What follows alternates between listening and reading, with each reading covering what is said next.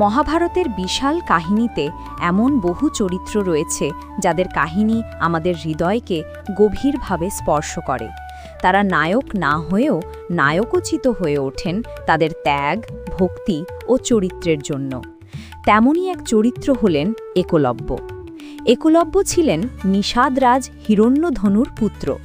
সমাজের দৃষ্টিতে তিনি ক্ষত্রিয় বা ব্রাহ্মণ ছিলেন না, তথাপি তার মধ্যে ছিল অসাধারণ প্রতিভা, অক্লান্ত পরিশ্রমের ক্ষমতা এবং গুরুদেব দ্রোণাচার্যের প্রতি অবিচল শ্রদ্ধা। কিন্তু তার জীবনে একটি মর্মস্পর্শী অধ্যায় রয়েছে, তার গুরুদক্ষিণা প্রদান।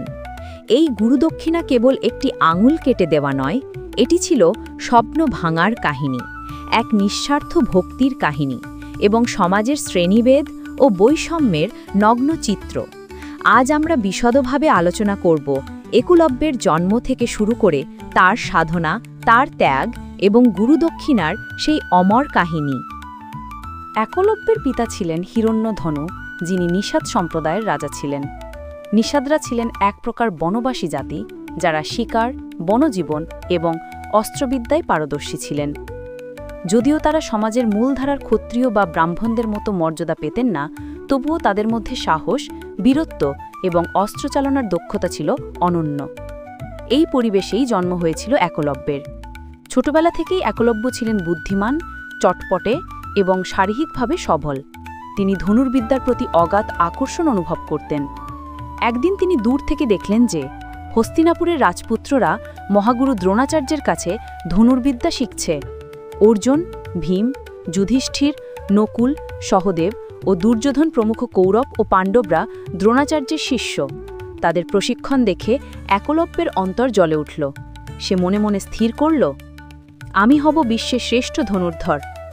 আমি শিখব মহান গুরু দ্রোণাচার্যের কাছেই। একদিন একলব্য হস্তিনাপুরে উপস্থিত হল। সে বিনয়ের সঙ্গে দ্রোণাচার্যের কাছে প্রার্থনা করল, হে গুরুদেব, আমি একলব্য, নিষাদ রাজের পুত্র। আমি আপনার শিষ্য হতে চাই, আমাকে ধনুর্বিদ্যা শিখিয়ে দিন। কিন্তু দ্রোণাচার্য দ্বিধাগ্রস্ত হলেন। তিনি জানতেন একলব্য নিষাদ জাতি, সমাজের নিয়ম অনুযায়ী তিনি রাজপুত্রদের সঙ্গে শিখতে পারবে না। তাছাড়া দ্রোণাচার্য প্রতিজ্ঞা করেছিলেন যে তিনি অর্জুনকে বিশ্বের শ্রেষ্ঠ ধনুর্ধর বানাবেন। যদি একলব্যকে শিষ্য করেন, তবে অর্জুনের সমকক্ষ আরেক প্রতিদ্বন্দ্বী তৈরি হবে।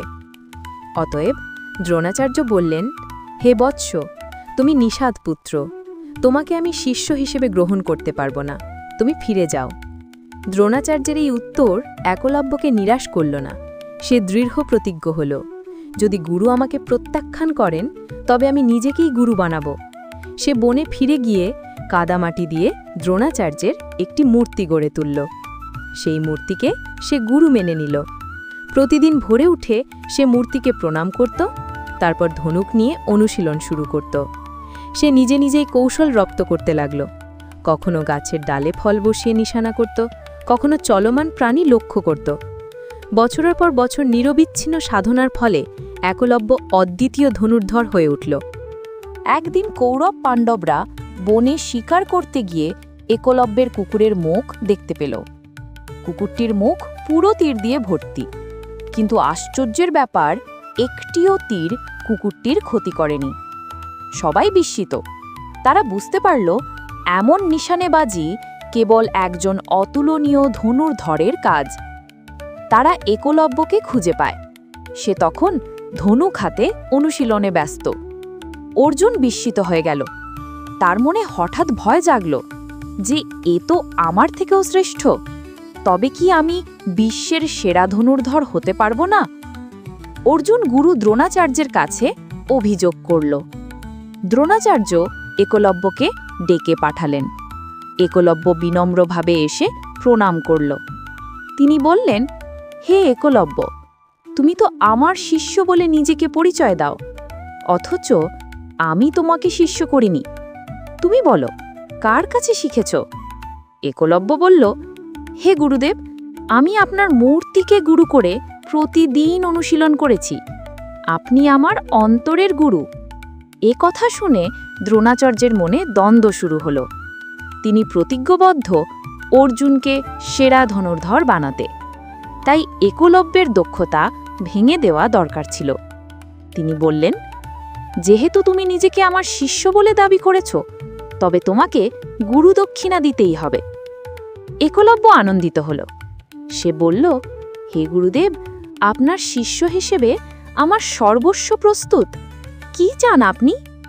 দ্রোণাচার্য কঠিনভাবে বললেন, আমি চাই তুমি তোমার ডান হাতের বুড়ো আঙুল কেটে আমাকে গুরুদক্ষিণা হিসেবে দাও।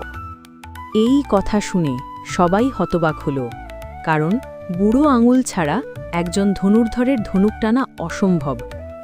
কিন্তু একলব্য বিন্দুমাত্র দ্বিধা করল না। সে হাসি মুখে নিজের ডান হাতের বুড়ো আঙুল কেটে গুরুদেবকে সমর্পণ করল। তার রক্ত ঝরছিল, কিন্তু তার ঠোঁটে কোনো অভিযোগ ছিল না। সে বলল, হে গুরুদেব, এই আমার গুরুদক্ষিণা। আজ থেকে আমি আর তীর ধনুক চালাতে পারব না, কিন্তু আপনার আশীর্বাদে আমি চিরকাল আপনার শিষ্য রয়ে যাব।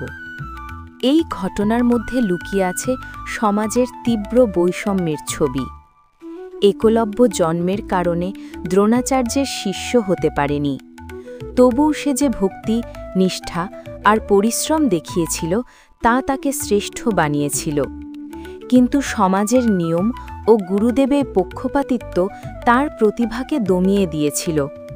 প্রমাণ করেছে অধ্যবসায় থাকলে কোনো বাধাই অতিক্রম করা অসম্ভব নয়। নিজের আঙুল কেটে দিলেও গুরুভক্তিতে অটল রইল। এই কাহিনী আমাদের মনে করিয়ে দেয়, জন্ম দিয়ে নয়, যোগ্যতা দিয়েই মানুষের মূল্য নির্ধারণ করা উচিত। অর্জুন শ্রেষ্ঠ ধনুর্ধর হয়েছিলেন, কিন্তু একলব্যের ত্যাগ তাকে অনন্য করে তুলেছে। গুরু হওয়া মানে কেবল শিক্ষা দেওয়া নয়, ন্যায়সঙ্গত আচরণ করাও জরুরি। একলব্যের কাহিনী এক অবিস্মরণীয় শিক্ষা। তিনি হয়তো অস্ত্রবিদ্যায় পিছিয়ে পড়লেন, কিন্তু তার ত্যাগ, ভক্তি ও আত্মসমর্পণ তাকে অমর করে তুলেছে। আজও আমরা একলব্যকে স্মরণ করি এক অনন্য প্রতীকে, ভক্তির প্রতীক, ত্যাগের প্রতীক, অবিচল সাধনার প্রতীক। যেখানে সমাজের ভেদাভেদ ভেঙে যায়, সেখানেই একলব্যের নাম উচ্চারিত হয় অনন্ত শ্রদ্ধার সঙ্গে।